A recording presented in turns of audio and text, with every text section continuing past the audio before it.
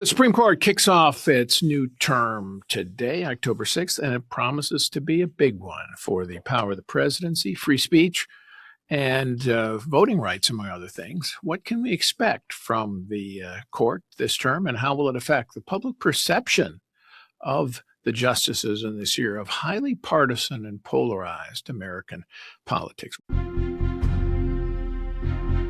From the opinion pages of the Wall Street Journal, this is Potomac Watch.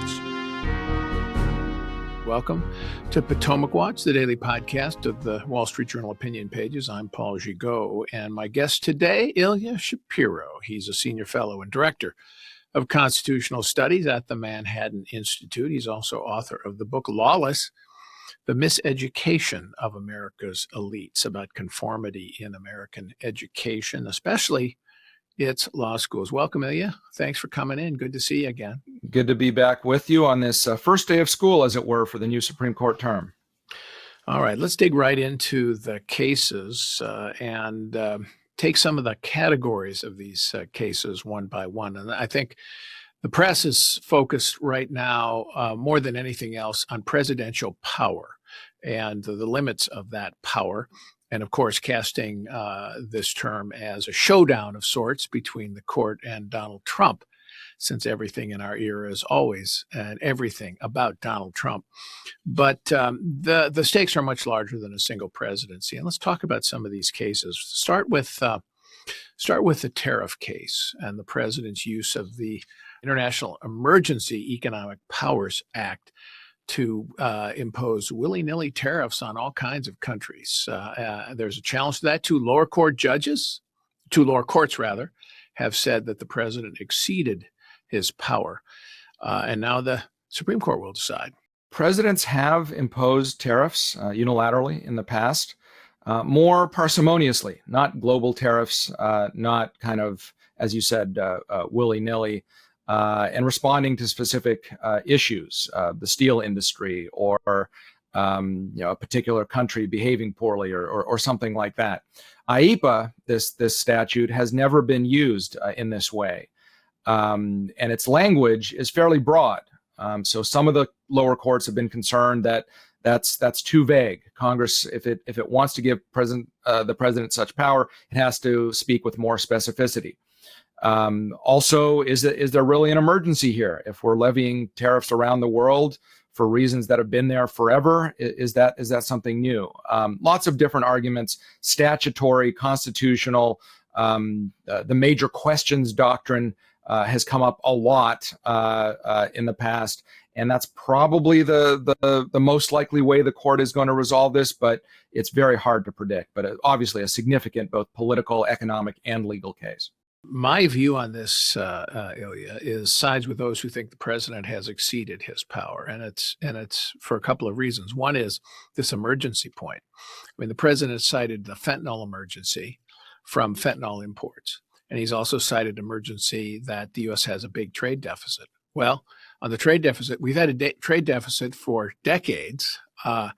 And the country seems to be actually running okay. Certainly the economy hasn't collapsed. And then on fentanyl, the fentanyl imports, it's not clear that tariffs are going to do anything to stop them. And we've had fentanyl coming in for quite some time. So those seem to me, that's the first issue that seems to me to be concocted from the point of view of the president. The second thing is when Congress delegates power to the president on tariffs, because it has it in the Constitution. Congress has the power over tariffs in the Constitution. But there have been specific times and cases where the Congress has delegated authority. For example, Section 232, which is national security, which the president has used for steel and aluminum tariffs. There's 301 tariffs, where you go through a process, the executive branch, to determine whether there's been unfair trade practices. This IEPA statute is so broad that it lets the president do any tariffs, anytime, anywhere, on any country. And that just seems to me a bridge too far for if you're trying to look at what the Constitution says about the balance of power. Yeah, the court always looks for a limiting principle. So however they rule, I don't think they're going to say that the president can impose any tariffs anytime just by issuing an emergency declaration. I mean, we have emergency declarations still in place going back to the Iranian Revolution, going back to the fraudulent Belarusian election of 2006. I mean, emergencies are on the books for everything. But at the same time, the court doesn't want to hamstring, define what an emergency is or second guess the president's foreign affairs power. So I would look for some sort of technical reading saying, yes, this is a major question, or the statutory language can't be stretched that much. Try again some other way or make it more specific. But the under presidencies of both parties, courts are generally deferential to core executive power. But like the Biden student loan forgiveness or eviction moratorium cases, they may just say that these, as you were saying, the remedy does not match up to the asserted problem. All right. There's also a couple of big cases coming up this term about the president's ability to fire people officials at independent agencies. One is the Federal Trade Commission. The president came in and fired a commissioner, and she is challenging that dismissal. And then there is the case about the Federal Reserve. Lisa Cook, the Fed governor, the president has tried to fire her. A lower court has stopped that, but it's going to the Supreme Court. Let's take the FTC case first. It looks like the court's going to uphold the president's ability to do that. Yeah, this involves what law professors call the unitary executive theory. That is the idea that Article 2, the executive branch, there's only one official who's elected there, the president. He is the head of the executive branch. He should be able to control it. It's not about the scope of the president's power. It could be small, it could be large, just that he controls what power there is. And I think that's right as a matter of originalism, that we've gotten accustomed since the New Deal to these so-called independent agencies, which function as a fourth or fifth branch of government. And it seems odd that the president, the head of the executive branch, who's charged with enforcing the law, taking care that the laws be faithfully executed as the statutory as this constitutional text says, and yet cannot control the FTC or the FCC or all of these alphabet agencies. So I do think, as the court has been hinting for a long time, including in an earlier order this year involving members, commissioners on the National Labor Relations Board, that they will give the president authority to fire for any reason these members. Although there was a carve out in that earlier order for the Federal Reserve. And that's why in the Lisa Cook case that you also referenced, what the administration is trying to do is dismiss her for cause, talking about fraudulent mortgage applications and such. So I think the court is probably going to find a way to square that circle, to overturn this 90-year-old precedent, Humphrey's executor, that didn't allow the president to remove agency heads. They will allow him to do that, but the Fed is going to be special in some way. I agree with you. Humphrey's executor, after 90 years, 1935 case, that's gone. They've been hinting at that for a long time at the court. But the Federal Reserve case, because of that aside they had in a recent case saying the Federal Reserve is unique in that it has a history, it has elements in the statute that are akin to those in the First and Second Bank of the United States. And also because if you look at the Constitution, the Congress has the power to over coins and money. And one of the main duties of the Federal Reserve is money, monetary policy. So that competing, of course, the Fed also has executive power in terms of regulating banks and so on. So it's something of a hybrid in our constitutional system. Well, the justification in Humphrey's executor for treating the FTC and therefore other so-called independent agencies as something different is because they exercise quasi-judicial and quasi-legislative power as well. I think there's a stronger case to be made in that regard for the Fed in the way that you described. And the court, the administration, the President Trump is not even trying to assert that overturning Humphrey's executor would let him remove Fed governors and going the for-cause route instead. Yeah, they're basically making the argument that the allegation of mortgage fraud against Lisa Cook, having basically filed uh, for mortgages, saying that two residences are her main primary residence, is a violation that justifies for-cause removal. Cook says, well, first of all, I didn't do this as at the Fed. This was before. Second, she's said this is not a real problem, and so we're going to get I guess, a fight over for-cause. It's possible the court doesn't even reach the constitutional question here. Ilya, is that what you're saying? That's right. They'll probably set some sort of standard for what for-cause means, and then send it back to the lower courts to make a factual determination. So let's step back from these cases a bit and address the question that is on in the press all the time, which is that this Supreme Court has become a rubber stamp for Donald Trump in so many cases. It goes back to the immunity case in particular. But what do you think of that allegation, that assertion?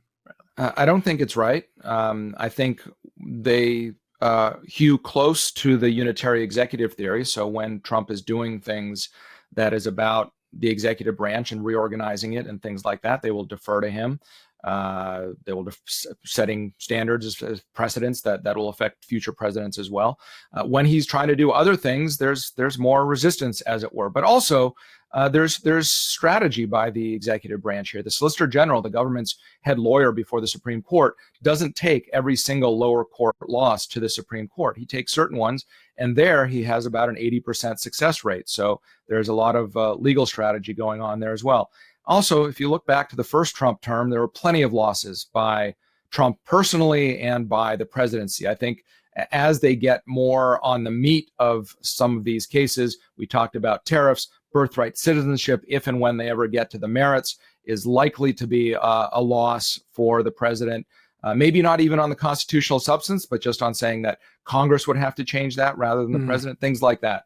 So this is it's not the case, even though the partisan split of opinion about the Supreme Court has never been wider. I think it's unfair and simply incorrect to call this a Trumpy court or a ideologically biased court. And I think the president may find that out this term in a couple of cases. All right, let's talk about the voting rights case. There's an important one concerning the districting of the allocation of congressional seats in Louisiana. The court punted on this case last last term. They wanted to rehear it. And of course, since then, gerrymandering has been all in the news. How do you see this Louisiana case going? Yeah, it's not often that they set cases for re-argument.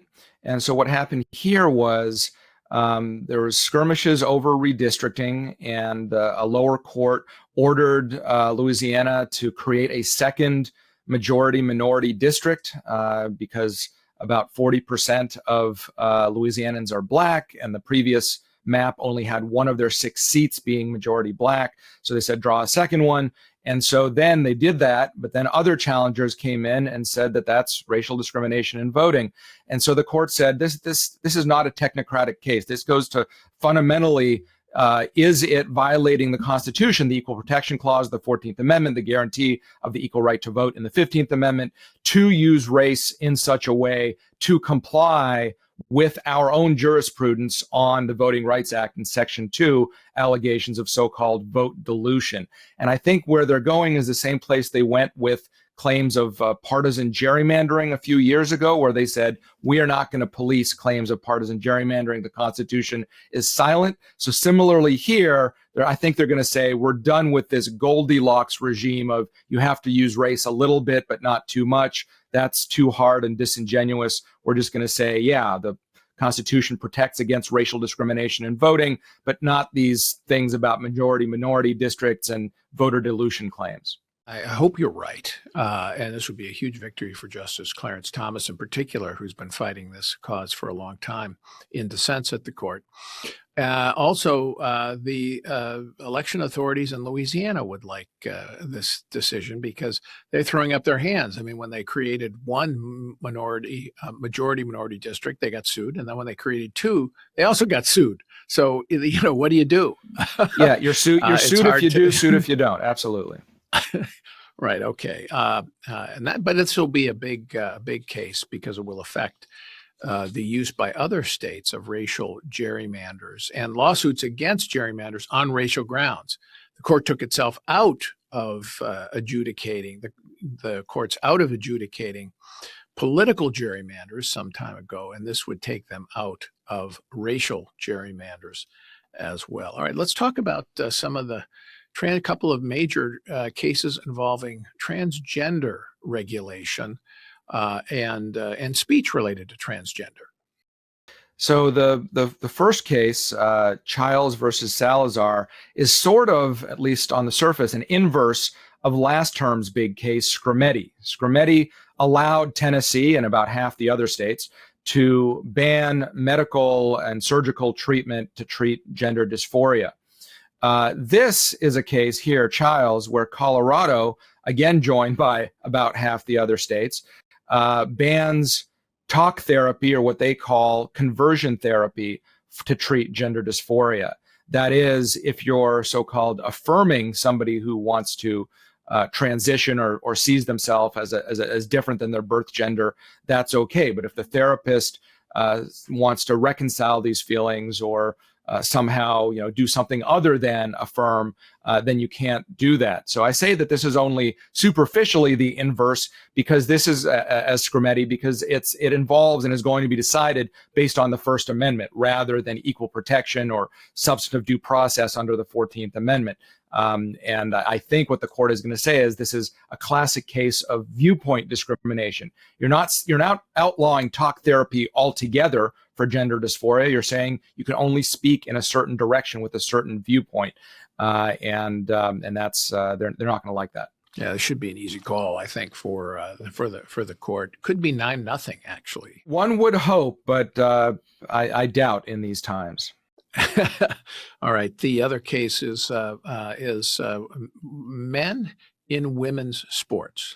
Right. A number of states ban biological men from competing in girls' or women's sports. And we have two cases, one from Idaho, one from West Virginia, one involving high school sports, another college, one that was decided in the lower courts on Title IX, the federal law protecting equal educational opportunities, including in sports for women, the other based on constitutional grounds in the 14th Amendment. I think also this will be easy to predict, but not a 9-0. I think another 6-3. One of the rare, actually, so-called ideological or partisan splits. Last term, fewer than 10% of the cases turned out 6-3 with the Republican appointees over the Democratic appointees. And I think this is going to be another one. And then we have a case, an issue near and dear to my heart. I think yours too. Campaign finance reform has come back to the court. So-called campaign finance reform, which I call them limits on free speech, and the court is addressing that issue once again. Tell us about it. Yeah, this involves a head-scratching regulation. Some of these restrictions and regulations, you understand the motivation. Someone thinks money in politics is bad. They try to restrict money by donations or expenditures or what have you. This rule here is limits without keeping track of inflation. So it's a ludicrously low amount of coordination, monetary coordination between parties and candidates. Now, who is corrupting whom, right? The candidate parties exist to advance candidates. Candidates exist to advance positions and policies that are generally favored by parties. But there are restrictions on how much you can donate to parties that they can spend towards a particular candidate's election. This is going back to the original post-Watergate era Federal Election Campaign Act, and was approved, this restriction, in a 2001 case, so nearly a quarter century ago. Since then, Congress has made exceptions on these coordination limits, And look, we have live experiments in states across the country. There is no difference in the overall level of corruption or perceived corruption or public confidence in the integrity of elections based on whether states allow or disallow this kind of coordination. So I think this rule is going to fall, and this one may be unanimous or nearly so, because it's they had to even appoint a special amicus to argue to defend this case. The government switched sides here. This Trump administration is now supporting the challengers. The whole campaign finance apparatus, legal apparatus, I would like to see go. In this case, these limits on party spending, what they do is they weaken parties, weaken the political parties. And I'm not sure that's enhanced third party groups' influence. And parties have been historically a vehicle for a compromise, for bringing together diverse factions to try to temper some of the disputes in American politics. Parties fight each other for elections, but they also are vehicles of compromise. I think that some of these laws have enhanced the partisanship and polarization in our country. Even Chief Justice Warren Burger in the Buckley v. Vallejo case in '76 that largely upheld but knocked out some parts of that post-Watergate FECA law, Federal Election Campaign Act, recognized that they were leaving in place something different than Congress wanted.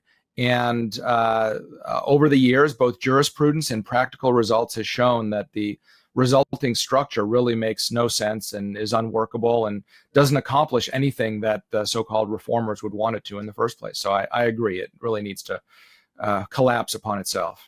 All right, let's step back and take a big picture look here at 20 years of John Roberts as Chief Justice. Really hard to believe he's been in the job for that long. This is his 20th year.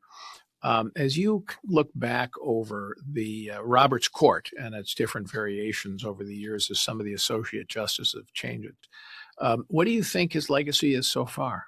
Well, there are really two Roberts Courts. There's the one where it was swing Justice Anthony Kennedy, right. And then since where Roberts was briefly the man in the middle, and now he's the sixth man, with Kavanaugh being the median justice. And what we've seen in this latter part is the court clearing out.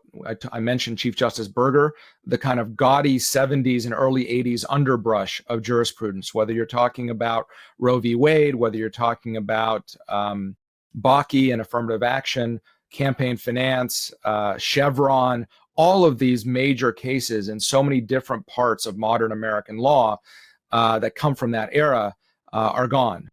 Voting Rights Act jurisprudence, lots of things. Now, not the what we now think of as the most activist court, the Warren Court of the 50s and 60s. The civil rights cases, the criminal procedure cases from that era, fully intact.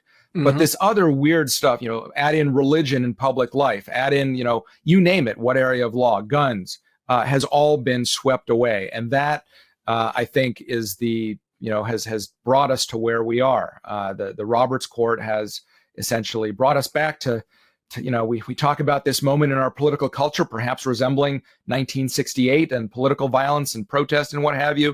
That is where I think we are legally as well. I would say that that's a healthy development. Yeah, I'm not criticizing. Absolutely. I think that was, we had a deviation of sorts in our jurisprudence where even constitutional law casebooks in law schools would not have the Constitution in them. And, the idea that you would look to the text of a statute and interpreting it, well, why would you do that? Just look at what its purpose was and enforce that. So we definitely went the wrong way in that period. And this court has done a lot in reversing that. Now, John Roberts, I think he himself is dissatisfied because his major project is to try to remove the court from American political life and this big food fight and worse that we're having. And there he's clearly not succeeded, but I think it was a fool's errand to set that kind of goal because it's not like the court exists in its own realm. It is part of life, and men aren't angels. The justices aren't angels. They're part and parcel of the the rest of our institutional structure at a time of historically low public confidence in institutions. But, relative to the presidency, other government agencies, Congress, and, the media, other institutions, I think relative to them, the court is doing well. If you had asked me in 1972 or so, or any time in that decade, whether or not we would ever have in my lifetime a Supreme Court that was willing to challenge what I think are these errant detours in the constitutional jurisprudence where the court headed in that direction, I would have told you, no, we couldn't get there. It took a long time. It took a lot of fighting politically. It took a lot of elections outcomes to get there. And polarization. Judge Bork was blocked from the court with his views of originalism, but those views have seem to have prevailed. And now you see the court in this, grand cleanup duty, if you will, constitutional cleanup duty, going back to originalism and to textualism, looking at the actual statute instead of what you deem to be the purpose of the statute, and going away from the idea of, with Stephen Breyer, the living constitution idea. That's absolutely right. This goes to the many themes of my previous book, Supreme Disorder, Judicial Nominations in the Politics of America's Highest Court, which also makes the point that accidents of history play a big role. And so just as we kind of had misfires of Supreme Court nominations by Republican presidents, we also had Trump getting lucky in his first term. Right. Both the preservation of the Scalia seat by Mitch McConnell, the Republican Senate, and by the timing and response by that Republican Senate of Justice Ginsburg's death and her replacement by Amy Coney Barrett. On these sorts of things, sometimes do the hinges of history turn. And for once, in a good direction when it comes to the Supreme Court. And I would argue that actually, the Supreme Court these days is the one part of Washington that actually seems to be working as the founders wanted it to work. Whether you agree with it or not, it is addressing some of these constitutional issues in a way which I think is honorable, and it is indeed working. All right, I'm going to leave it there. Ilya Shapiro, thanks so much for coming in. As always, good to hear your take on these cases. And thanks everybody for listening. We will follow the cases as they are heard this year, as we always do. Thanks for listening.